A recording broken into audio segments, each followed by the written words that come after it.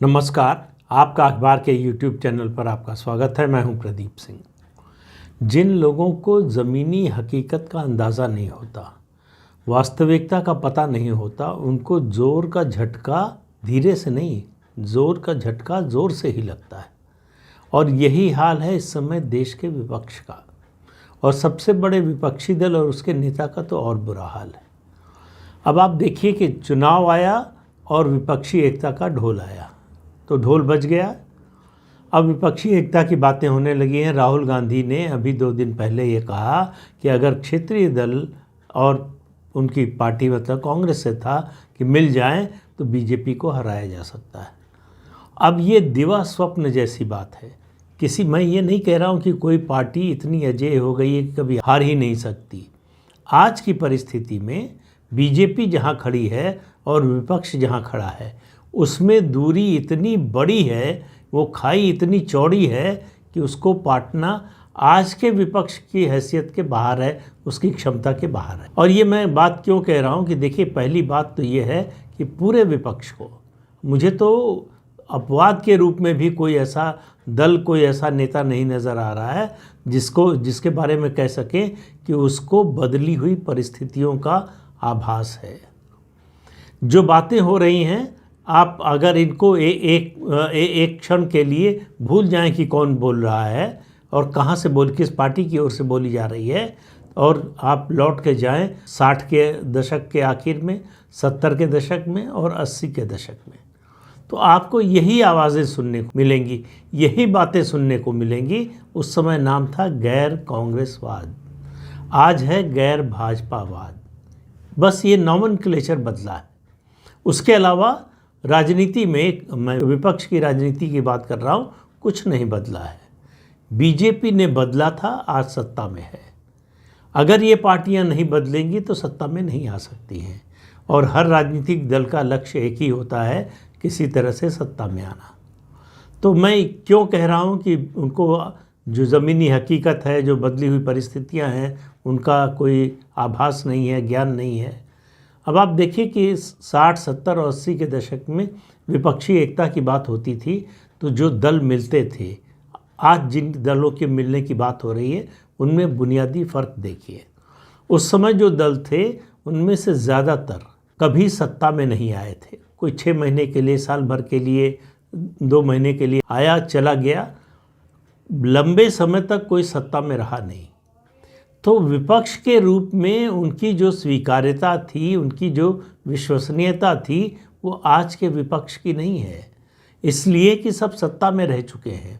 तो जब आप ये दावा करते हैं कि ये सरकार ये काम खराब कर रही है, ये सरकार ये गलती कर रही है, ये सरकार जो है लोगों के हित के विरोध में काम कर रही है, ये सरकार लोगों को मुश्किल में डाल रही है, लोगों का जीना दूभर कर दिया है, महंगाई बढ़ रही है, बेरोज़गारी बढ़ रही है, तो लोग सब बातें सुनते हैं। लोग इन बातों से असहमत नहीं होते हैं। वो ये नहीं कहते हैं कि झूठ बोल रहे हैं आप, वो कहते हैं कि अगर आपको सौंप दिया तो आप क्या करेंगे, और आपको सौंपा था तो आपने क्या किया था। इन सारे मुद्दों पर आपकी परफॉर्मेंस क्या रही थी।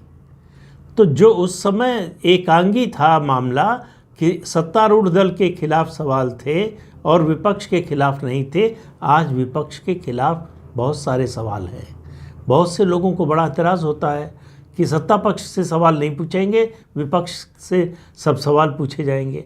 भाई, इसलिए पूछे जाएंगे कि विपक्ष सत्ता में आना चाहता है सत्तारूढ़ दल को हटाकर।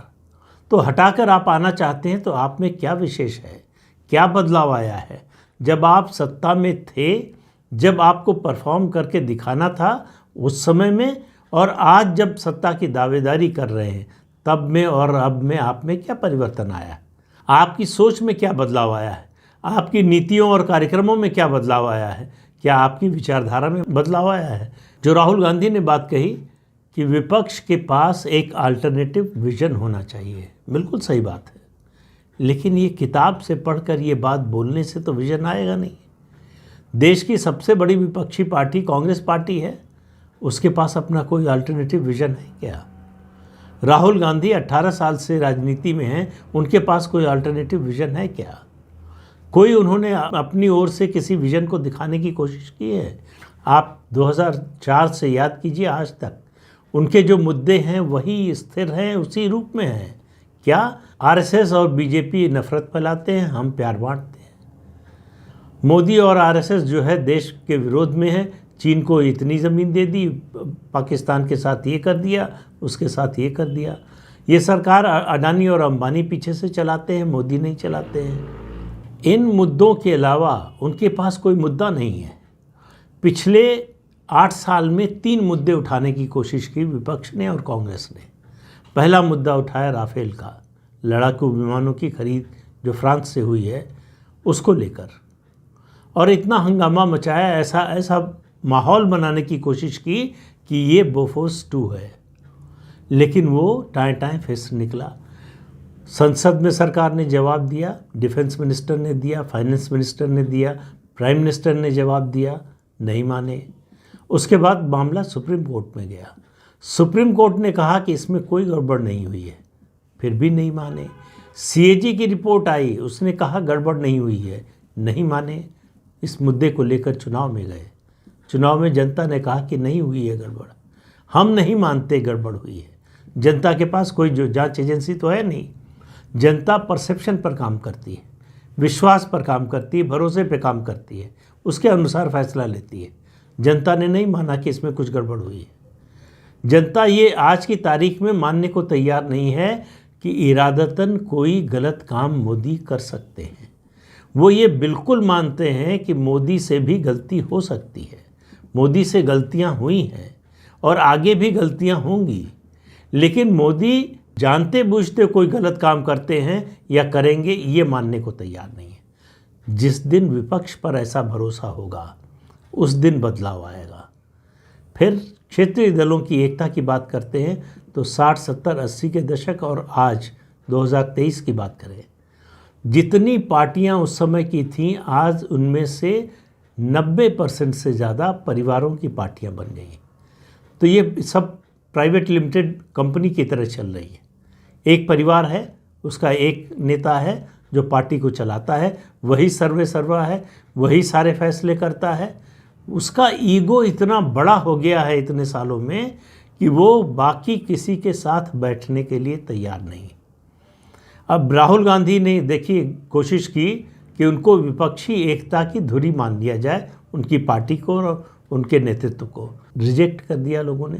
कमलनाथ ने अभी पिछले हफ्ते ही कहा कि राहुल गांधी कांग्रेस पार्टी के प्रधानमंत्री पद के उम्मीदवार होंगे। एक भी पार्टी, विपक्ष की एक भी पार्टी ने इसका स्वागत नहीं किया, इसका समर्थन नहीं किया। ये नहीं कहा कि कांग्रेस ने फैसला किया है अगर ये तो हम उसके साथ हैं। हम राहुल गांधी का नेतृत्व स्वीकार करने के लिए तैयार हैं। छोटी हो पार्टी, बड़ी हो पार्टी, किसी पार्टी ने ऐसी बात नहीं की। हाँ, एक पार्टी के नेता के सपने चकनाचूर हो गए और वो हैं बिहार के मुख्यमंत्री नीतीश कुमार। उनसे जब पूछा गया तो उन्होंने कहा कि ठीक है, कांग्रेस ने तय किया है तो अच्छी बात है, हमको क्या करना उसमें। तो प्रधानमंत्री बनने के लिए हेलीकॉप्टर खरीद रहे थे, हवाई जहाज़ खरीद रहे थे, नहीं है रहे हैं, कभी भी आ सकता है, ऑर्डर जब भी दे देंगे आ जाएगा, उसकी तैयारी कर रहे थे। उनको ये उम्मीद नहीं थी कि इतनी जल्दी कांग्रेस पार्टी अपने प्रधानमंत्री पद के उम्मीदवार की, हालांकि ऐसी कोई औपचारिक घोषणा नहीं हुई है, लेकिन कांग्रेस में इस तरह की घोषणाएं औपचारिक अक्सर होती भी नहीं हैं। इसी तरह से जो समर्थक हैं वो परिवार की जय जयकार करना शुरू करते हैं तो समझ लीजिए ये परिवार के इशारे पर हो रहा है।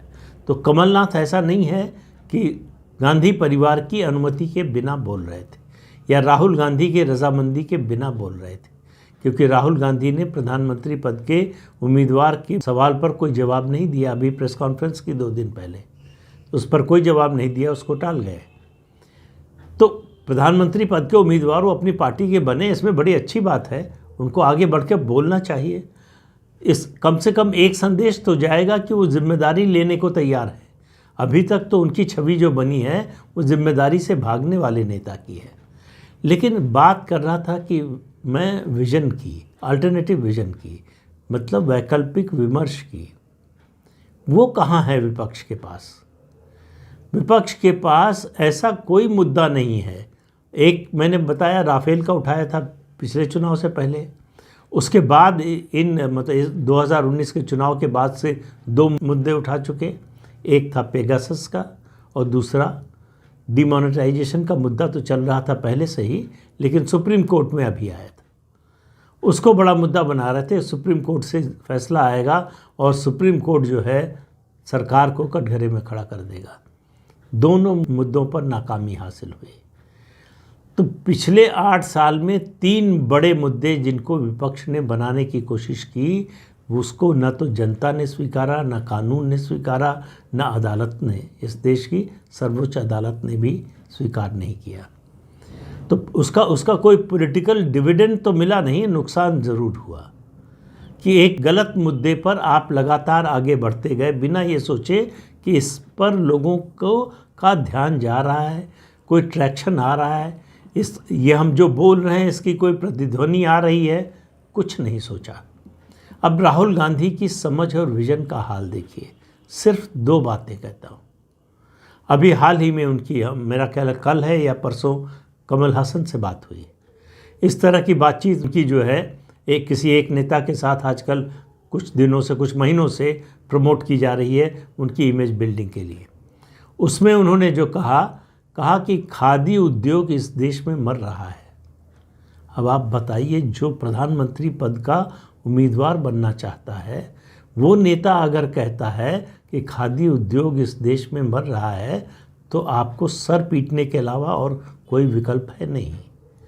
खादी ग्रामोद्योग इस समय देश में जितनी FMCG कंपनियां हैं, देशी विदेशी मिलाकर, उनमें सबसे ज़्यादा टर्नओवर है खादी ग्रामोद्योग का। 1 लाख का टर्नओवर था इस साल। उस उद्योग को कह रहे हैं कि मर रहा है। तो अब जो देख रहे हैं, जो जानते हैं, जिनको थोड़ी भी जानकारी है, वो कहेंगे ये कैसा नेता है, किस तरह का व्यक्ति है कि इतनी बेसिक जानकारी नहीं है। दूसरी बात, वो बोलते हैं कि इस देश की सरकार अडानी और अंबानी चला रहे हैं। जिसको थोड़ी भी आर्थिक विषयों की समझ होगी, जो अर्थव्यवस्था को समझता होगा, जो एडमिनिस्ट्रेशन को, जो प्रशासन को समझता होगा, उसको समझ में आ जाएगा कि इस बात का कोई आधार नहीं है, बेबुनियाद बात है। लेकिन वो लगातार बोलते रहते हैं बिना इस बात का पुनर्विचार किए कि इसका उनको फ़ायदा हो रहा है कि नुकसान हो रहा है। तो कुल मिलाकर स्थिति ये है कि विपक्ष की सारी रणनीति ये है कि हमको चुनाव जीतना नहीं है, हमको बीजेपी की कुछ सीटें कम कर देनी है। उनको लगता है ये हमारी सबसे बड़ी कामयाबी होगी। तो इसका मतलब है विपक्ष ने ये मान लिया है कि वो बड़ी लकीर खींचने की क्षमता नहीं रखता, तो जो बड़ी लकीर है उसको छोटा करने की कोशिश कर रहा है। अब आप देखिए, एक बयान और देखिए। राहुल गांधी ने भारत जोड़ो यात्रा, उनकी उत्तर प्रदेश पहुंच रही है। उससे पहले अखिलेश यादव, समाजवादी पार्टी के नेता, बहुजन समाज पार्टी की मायावती और RLD के जयंत चौधरी, तीनों को न्योता दिया कि भारत जोड़ो यात्रा में शामिल हों। तीनों ने मना कर दिया। इतने तक ही नहीं रहा मामला।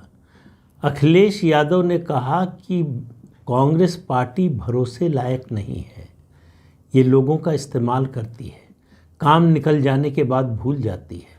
तो शायद उनको याद आ रहा होगा 2008, जब अपना सब कुछ दांव पर लगाकर समाजवादी पार्टी ने कांग्रेस की सरकार बचाई थी, जब लेफ्ट ने सपोर्ट विड्रॉ कर दिया था न्यूक्लियर डील जो अमेरिका के साथ हो रही थी उसके मुद्दे पर। उसके अलावा भी उदाहरण है।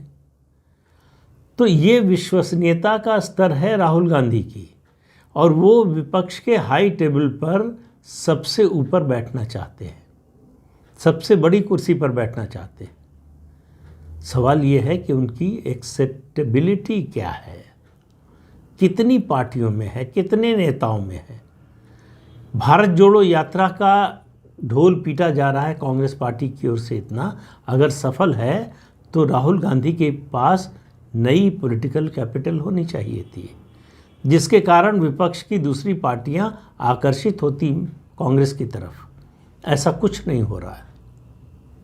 कोई पार्टी, किसी पार्टी ने अभी तक उत्साह ही नहीं दिखाया है कि वो कांग्रेस के साथ अलायंस करना चाहती है या राहुल गांधी को नेता मानने को तैयार है या राहुल गांधी को के नेतृत्व में विपक्षी एकता के लिए तैयार है। तो कुल मिलाकर विपक्ष के पास न तो मुद्दा है, न तो नीति है और न ही नेतृत्व है। पुराने समय में जो गैर कांग्रेसी विपक्ष था, उसके पास एक मुद्दा हुआ करता था धर्मनिरपेक्षता का, वो भी ख़त्म हो गया। मुस्लिम वोट का मुद्दा जो है उसको न्यूट्रलाइज कर दिया मोदी ने। तो उनके पास मुद्दों के मामले में विकल्पहीनता है। और वो राजनीति 60, 70, 80 के दशक की चली गई जब नारों से भी सरकार बदल सकती थी। अब नारों से नहीं, लोग ठोस चाहते हैं, ठोस बदलाव चाहते हैं। लोग इस बात से संतुष्ट नहीं हैं कि सार्वजनिक हित के काम हो रहे हैं, सड़क बन रही है या रेलवे ट्रैक बिछ रहा है। उनको क्या मिल रहा है, उनकी ज़िंदगी में क्या मिल रहा है, ये मोदी ने करके दिखाया है। इसलिए मोदी की विश्वसनीयता ज़्यादा है। विपक्ष के लोग जब तक जहाँ भी सत्ता में हैं, और बहुत सी पार्टियाँ अलग अलग राज्यों में सत्ता में हैं, जब तक ये डिलीवर करके नहीं दिखाएंगे, जब तक एक नया मॉडल पेश करके नहीं दिखाएंगे, तब तक उनके बारे में मुझे नहीं लगता मतदाता की राय बदलने वाली है। तो आज के अंक में इतना ही। अगले अंक में फिर मिलेंगे किसी नए मुद्दे के साथ। तब तक के लिए अनुमति दीजिए। आपसे अनुरोध है कि ये चैनल देखिए, शेयर कीजिए, लाइक कीजिए और सब्सक्राइब ज़रूर कीजिए। नमस्कार।